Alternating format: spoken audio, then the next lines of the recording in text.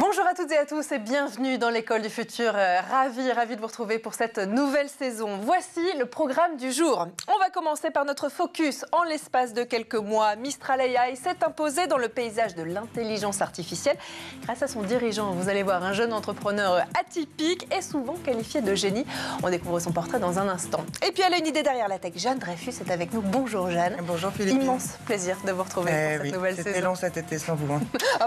C'était réciproque. De quoi on va parler aujourd'hui? Alors aujourd'hui, on va parler d'une exposition qui retrace toute l'histoire de la photographie depuis sa naissance jusqu'à aujourd'hui. Son titre, ça s'appelle Voir le temps en couleur. Ça se passe au Centre Pompidou-Metz. Je vous fais faire un petit tour tout à l'heure. Merci beaucoup Jeanne. Et puis c'est notre sujet du jour. Vous le savez, on les reçoit très régulièrement dans l'école du futur.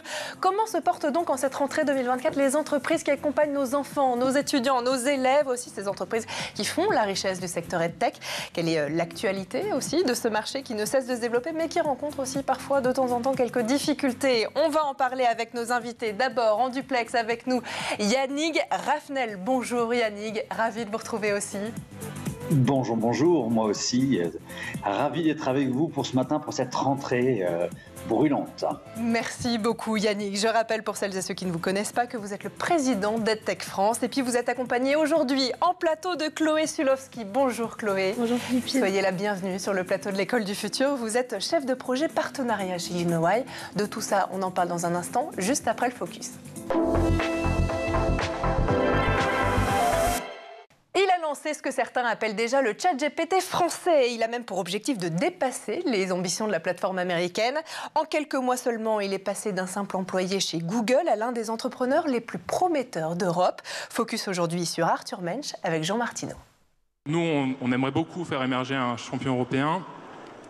On a un sujet de régulation, on pense qu'il faut réguler, mais on pense qu'aujourd'hui, en l'état des discussions au Parlement européen, la régulation qui est faite a un risque fort de gêner l'innovation et on aimerait savoir comment ça peut évoluer dans le bon sens.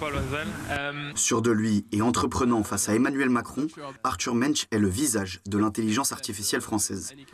Diplômé de Polytechnique et de Télécom Paris, Arthur Mensch brûle les étapes de l'entrepreneuriat. Après un court passage chez DeepMind, l'entreprise spécialisée dans l'IA appartenant à Google, il se lance dans le projet de sa vie. Lui et deux confrères fondent Mistral AI, une entreprise dans le développement de l'intelligence artificielle. Une nouvelle fois, c'est mission réussie pour le jeune trentenaire. Après seulement 8 mois et 2 levées de fonds, l'entreprise est valorisée à près de 2 milliards d'euros. Le Parisien est devenu au fil du temps un des porte-parole de l'intelligence artificielle dans le monde. Que ce soit en français ou en anglais, il est invité sur différents plateaux et conférences afin de répondre aux interrogations autour du sujet. Je vous entends, je me dis qu'on demande peut-être trop de choses à l'IA en même temps. Elle sait aussi faire le café, elle sait tout faire. Alors elle ne sait pas tout faire, elle sait très bien lire de grandes quantités de texte à une vitesse beaucoup plus grande que ce que peut faire un humain. Elle sait générer du texte dans un ensemble sur un nombre de sujets qui est beaucoup plus grand que ce qu'un seul humain peut faire. Donc, ça permet sur certains sujets de passer à une échelle largement superhumaine. Grâce à son dévouement et son savoir, Arthur Mensch démontre que l'Europe aussi a son mot à dire et que l'accélérateur de créativité ne se trouve pas uniquement dans la Silicon Valley. Allez, tout autre sujet à présent. Les entreprises du numérique au service de l'éducation et de l'enseignement œuvrent chaque jour pour l'école d'aujourd'hui et de demain et chacune porte une même conviction, celle que la tech est évidemment un formidable outil au service de l'ensemble de la communauté éducative. Mais en cette raison, on se pose une question. Comment se portent ces entreprises? Quelles sont leurs actualités aussi? Et puis les nouveautés qui nous attendent au cours des prochaines semaines, des prochains mois. On en parle avec nos invités dans la première partie du talk. Et aujourd'hui, à nos côtés pour en parler, Yannick Raffnel, président d'EdTech France, et puis Chloé Sulowski, chef de projet partenariat chez YouKnowWhy. Peut-être une première question pour commencer avec vous, Yannick. Depuis la crise du Covid-19, on le sait, l'éducation a pris plus que jamais un virage numérique, robotique, métavers, campus connecté. On en parle très régulièrement sur ce plateau. Et quelles sont justement, en cette nouvelle rentrée, ces nouvelles tendances pour le marché EdTech en 2024 ? Alors, je ne sais pas si on peut parler de nouvelles tendances. Je vais faire le lien avec le reportage qui précédait, le Focus. Eh bien, évidemment, on ne peut pas ne pas parler aussi de la place de l'intelligence artificielle et de l'intelligence artificielle générative. C'est quelque chose d'incontournable et c'est une question qui taraude la plupart des acteurs qui soit intègrent dans leurs solutions déjà existantes la puissance de l'IA et de l'IA générative, même si l'IA était là déjà depuis très longtemps pour pouvoir faire des parcours individualisés, personnalisés, tout ce qui était une des vraies promesses de la formation utilisant le digital pour pouvoir aller faire quelque chose qui soit beaucoup plus personnalisé, inclusif pour tout le monde. Mais la vraie transformation, elle est autour de l'IA générative et ce sont toutes ces entreprises qui maintenant intègrent des services, de la puissance pour pouvoir aller produire des contenus, pour pouvoir apporter vraiment des innovations même pédagogiques grâce à l'IA générative. C'est le cœur de la transformation aujourd'hui pour cette rentrée. Merci Yannick. Chloé, je me tourne vers vous. Est-ce que vous partagez le même avis que Yannick? Est-ce que l'intelligence artificielle, parfois, à un moment, on a pu se dire que c'était plutôt une mode dans le marché EdTech de l'éducation du numérique? Est-ce que vous constatez aussi que c'est un vrai changement et qu'au-delà de ça, c'est au service des élèves et des enseignants? Oui, effectivement. Nous, ce qu'on voit chez Unway, c'est que vraiment, il y a vraiment une grande puissance de l'IA dans les solutions. Et qui intègre de plus en plus, comme Yannick l'a dit dans ce qu'il a dit.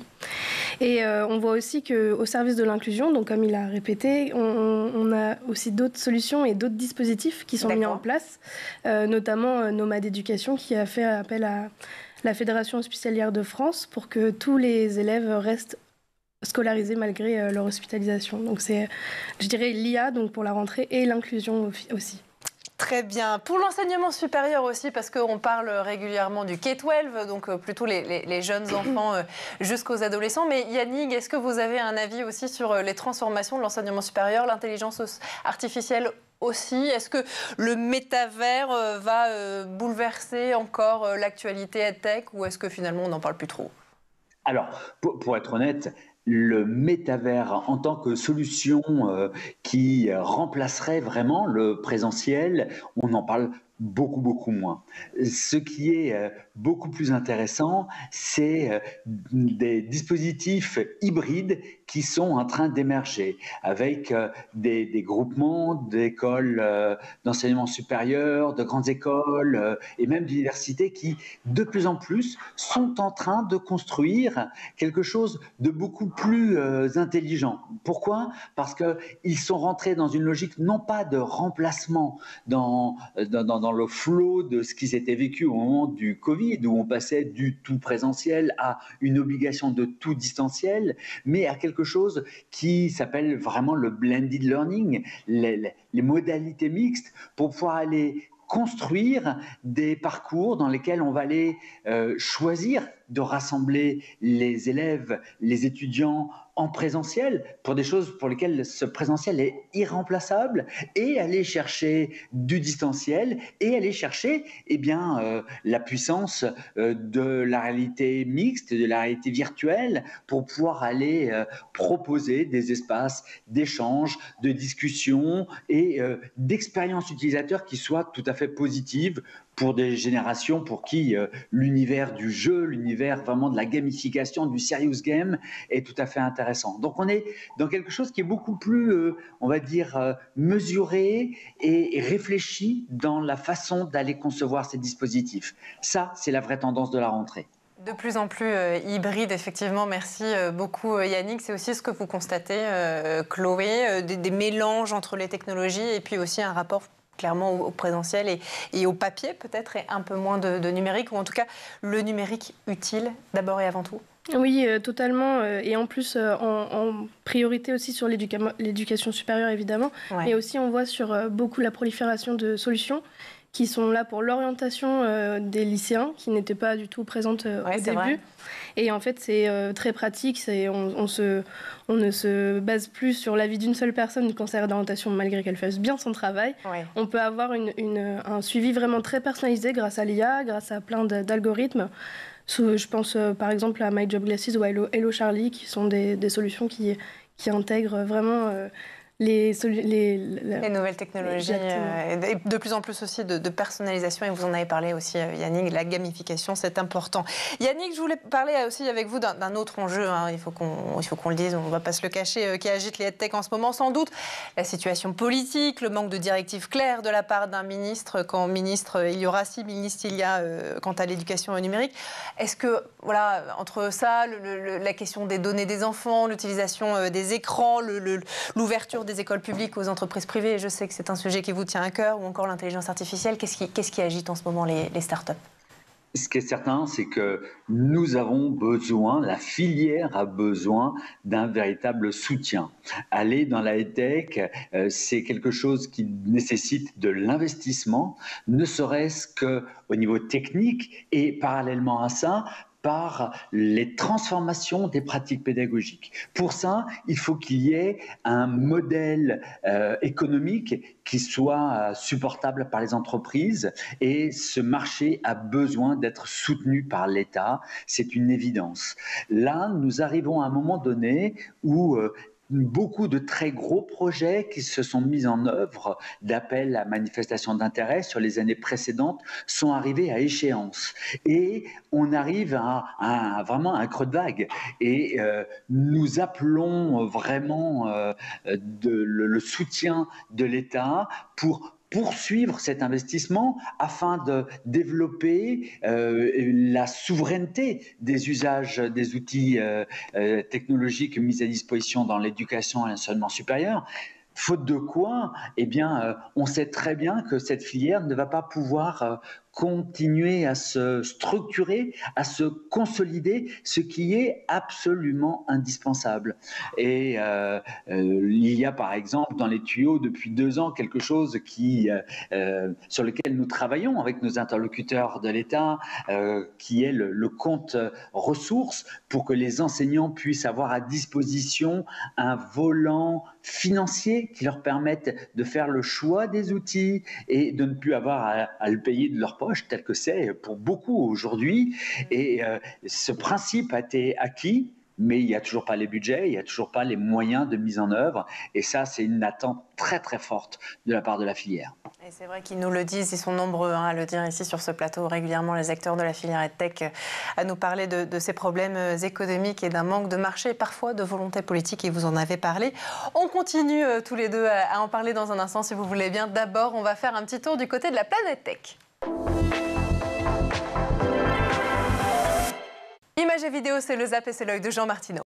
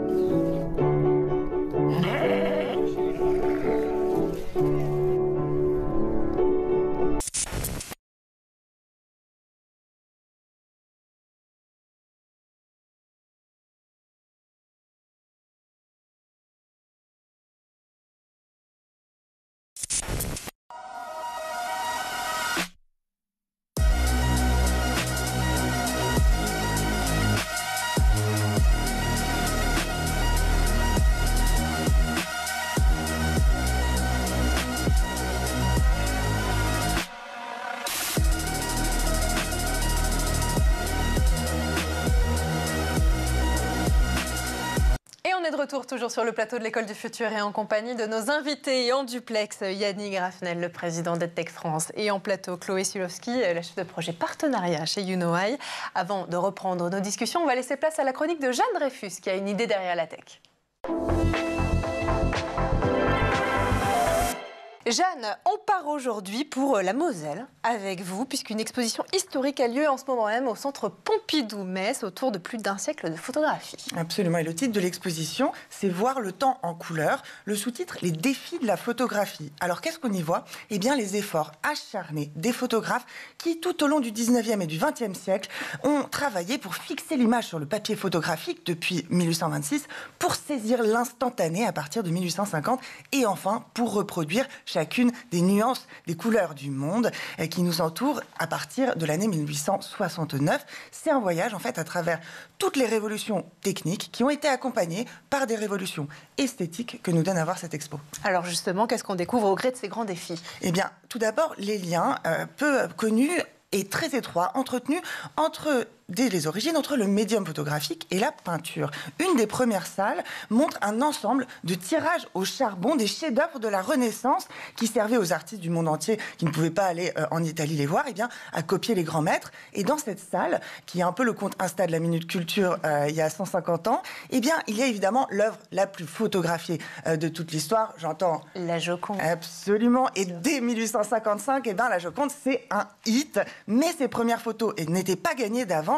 Pour éviter, par exemple, les reflets de la peinture à l'huile originelle de Léonard de Vinci, le photographe Gustave Le Gray a demandé à un artiste de lui procurer une reproduction au graphite sur papier, et aussi parce que ça permettait d'éviter la sensibilité inégale de l'appareil aux différentes couleurs de l'œuvre originale. Et enfin, Gustave Le Gray, pour obtenir ces noirs profonds qu'on voyait, pour obtenir toutes les nuances de gris, il va manipuler jour après jour tous les agents chimiques, et en fait c'est presque un travail de peintre que ces premiers photographes font avec ces reproductions d'œuvres d'art. Alors ici on est sur une image fixe, mais qu'en est-il de la fixation du temps dont vous parliez tout à l'heure ? Alors c'est toute la question du temps de pose. Si aujourd'hui avec son iPhone on peut immortaliser tout avec un millionième de seconde, à l'époque des premières photographies, si on prend la toute première de l'histoire, à savoir La Pointe du Gras, réalisée par Nicéphore Niepce en 1826-27, il a fallu entre 9 heures et plusieurs jours selon les témoignages pour que la première photographie du monde donc fixe sur la surface d'étain recouvert de bitume de Judée, pour être tout à fait précise, cette image de la Pointe du Gras. Impossible donc de saisir le moindre mouvement, et plusieurs personnalités vont tenter de rétrécir ce temps de pause et de décomposer le mouvement. Il y en a une figure qui est peut-être plus connue du grand public, c'est l'américain Harold Edgerton. Vous avez sans doute vu et connu cette image de balle qui percute de pomme qui est percutée par une balle à toute berzingue. Lui, Harold Edgerton, qui était ingénieur au MIT, il a consacré des décennies pour arriver à ces résultats qui sont phénoménaux. Et quand on voit les images aujourd'hui des JO, par exemple, si l'on voit à gauche, c'est une prise de vue de Simone Biles sur la poutre, et à droite, on se rend compte qu'à droite, c'est une photo de Harold Edgerton. On se rend compte de toute l'histoire technique. La photo de droite date des années 40. Ah oui, donc on n'a rien inventé, en fait. Effectivement. Vous parliez tout à l'heure aussi de la dernière conquête, celle de la couleur, Jeanne, et comment justement l'exposition aborde cet ultime défi. Déjà, en cassant un peu les idées reçues qu'on a par rapport à l'apparition de la couleur. Généralement, on la situe dans les années 30-40, avec la pellicule Kodak, avec le Kodacolor. Mais en fait, la première industrialisation de la photo couleur, elle a été inventée en 1904 par qui ?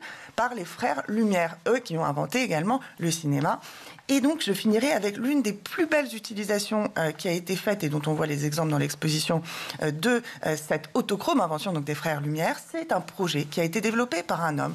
Il s'appelle Albert Kahn. Cet homme, il était banquier, il était mécène et il a formé un projet absolument dingue qui s'appelle les Archives de la planète. C'est un peu le Google Images d'hier. C'est un ensemble de 72 000 images prises à travers le monde de 1908 à 31 à partir d'une couche de fécule de pommes de terre, et qui ont permis d'immortaliser le Taj Mahal, le Moulin Rouge, des coutumes aussi, des humains glanés dans 50 pays, en Chine, en Irak, au Cambodge.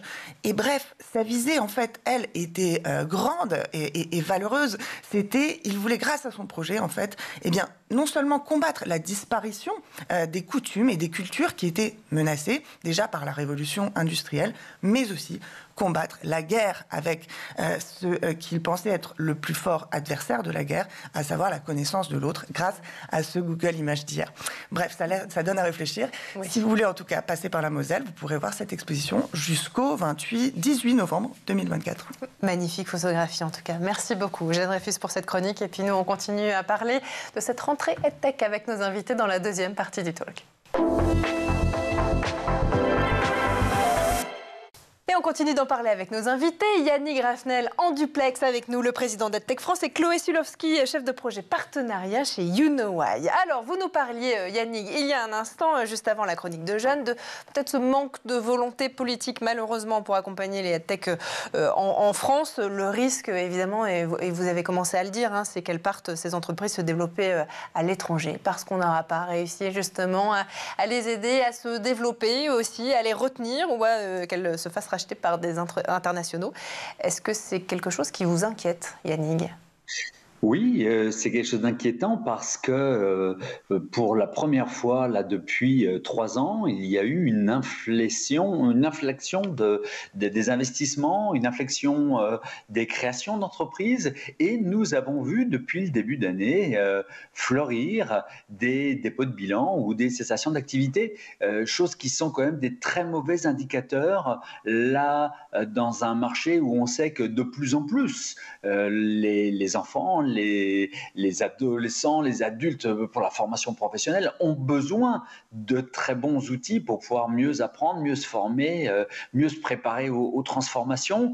Donc, voir que des entreprises qui sont innovantes, qui vraiment fleurissent d'idées, d'inventions, n'arrivent pas à trouver leur marché, c'est toujours inquiétant. Et c'est un vrai signal qui, pour nous, en tant qu'association de filières, qui regroupons plus de 540 entreprises qui travaillent sur les 3 marchés, dans l'éducation, dans l'enseignement supérieur et dans la formation professionnelle, eh bien, voir ça, eh bien, c'est nous signifier qu'il y a une urgence à soutenir cette filière. Parce que non seulement les entreprises vont partir à l'étranger, mais le plus grand risque est aussi que le marché français devienne le marché pour les entreprises internationales et souvent anglo-saxonnes.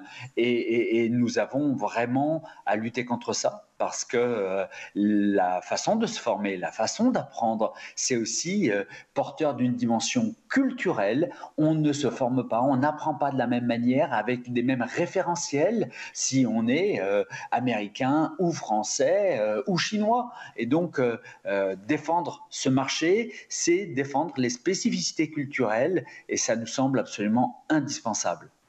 Ceci est très vrai, effectivement. Chloé, vous aussi, vous êtes au contact de la filière de manière quotidienne dans votre métier, dans vos fonctions. Qu'est-ce que vous entendez justement de ces startups, de ces entreprises aussi qui viennent vous voir au sujet justement de l'international ? Est-ce qu'aujourd'hui elles partent parce qu'elles en ont besoin, parce qu'elles n'ont pas de marché en France, ou plutôt par envie, par opportunité ? Eh bien, c'est un petit peu des deux. Au final, il y a des entreprises qui partent parce qu'elles sont déjà bien implantées en France, donc elles essayent de gagner un autre marché, ce qui est tout à fait louable. Positif. Oui, plutôt positif du coup, parce que ça fait rayonner la France, on va dire, à l'international, et montrer notre intelligence nationale.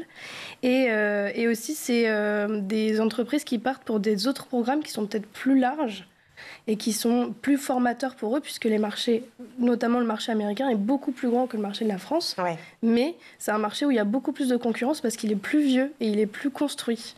Alors que le marché français reste encore un marché à construire et... moins mature. Voilà, moins mature. Bon, tout ceci est intéressant, effectivement, et on a reçu récemment dans l'émission, dans la saison dernière, Lalilo, Oli, qui ont été rachetés notamment par des entreprises internationales. Tout ça pose évidemment beaucoup de questions aussi sur les données de nos élèves.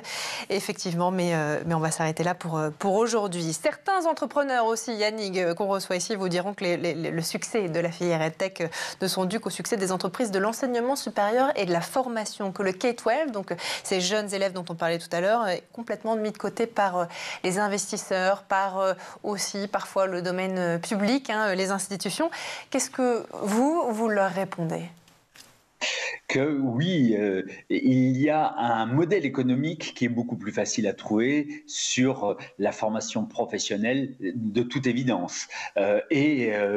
En deuxième niveau, autour de l'enseignement supérieur. Oui, le marché est très particulier parce que tel est construit l'éducation en France, avec soit l'éducation nationale qui est l'interlocuteur, soit les métropoles, hein, les communautés de communes qui sont aussi à d'autres niveaux, d'autres interlocuteurs, mais c'est un marché qui est très compliqué à entrer, avec des délais, avec des passages d'étapes, par exemple d'aller rentrer dans la conformité du GAR pour pouvoir faire que justement la protection des données des enfants et de tous les utilisateurs soit garantie. Eh bien, tout ça, c'est quelque chose qui est complexe. Ce qui est très spectaculaire, c'est que de très nombreuses entrepreneuses et entrepreneurs se précipitent dans la tech pour aller sur le marché de l'éducation. C'est vraiment le moteur en termes de motivation. C'est comment contribuer à faire sa part sur la transformation et l'accélération de l'éducation. Et souvent, eh bien, ces entrepreneuses et entrepreneurs se rendent compte que finalement, ça va être assez difficile de trouver ce modèle économique et ils vont évoluer dans leur offre pour pouvoir aller en même temps vers d'autres secteurs. On n'a plus des 2/3 des entreprises qui sont non pas sur un domaine, mais à cheval sur plusieurs domaines, sur éducation et enseignement supérieur, sur enseignement supérieur et formation professionnelle. Ça permet d'aller limiter la casse et d'aller trouver des investissements souvent beaucoup plus sérieux et pérennes. Ouais, c'est une vraie expérience de résilience et d'adaptation d'entrer dans le marché EdTech, effectivement. Mais vous l'avez dit, effectivement, c'est très positif aussi de voir autant de gens se lancer sur le marché au service de l'éducation de nos enfants et de nos élèves. Malgré tout, vous l'avez dit, il y a des choses qui se rendent optimistes aussi, positifs. Est-ce que vous, justement, Chloé, au contact de tous ces acteurs que vous rencontrez, il y a justement des choses chouettes qui se passent pour cette rentrée EdTech? Est-ce qu'il y a des sujets dont peut-être on ne parle pas forcément assez de manière publique, dans les médias aussi, et que vous avez à cœur de mettre en avant pour le marché EdTech en cette rentrée? Bah oui, évidemment, sinon ce serait triste comme métier. On va en profiter. On a parlé de l'inclusion tout à l'heure et vraiment c'est quelque chose moi qui me ravit, c'est que le numérique aide vraiment les élèves, par exemple allophones, donc qui arrivent en France et qui ne parlent pas français. Ils arrivent en France et ils ne parlent pas français et ils peuvent s'intégrer grâce à plusieurs solutions, françaises ou non, mais on va privilégier les françaises. Et aussi, dans cette rentrée, on a vu beaucoup une prise de conscience écologique. Donc sur des sujets, on a vu des solutions naître qui éduquent les enfants vraiment aux gestes de développement durable et pour en faire des meilleurs citoyens au final. Ça, c'est intéressant, Yannick, ce que dit Chloé, effectivement. Quels sont les domaines aujourd'hui sur lesquels les entreprises dans ce secteur EdTech se lancent de plus en plus? Est-ce que vous voyez de plus en plus d'entreprises engagées? Non pas que se lancer dans l'éducation, ce n'est pas engagé, bien au contraire, mais est-ce que la question du mal-être étudiant, la conscience écologique, l'inclusion, ce sont des sujets que vous voyez de plus en plus? Complètement, et je rajoute une quatrième autre dimension qui est la dimension des compétences transversales de ces fameuses soft skills ou smart skills, ces compétences comportementales, sociales, absolument clés, qui deviennent vraiment un vrai secteur dans lequel beaucoup d'entreprises se lancent parce qu'il y a cette prise de conscience qu'aller former des enfants ou des adultes, eh bien, ça ne peut pas se faire sans en même temps être en train de les former à travailler, réfléchir, vivre ensemble, les préparer à devenir les citoyens de demain qui, quel que soit leur métier, ont besoin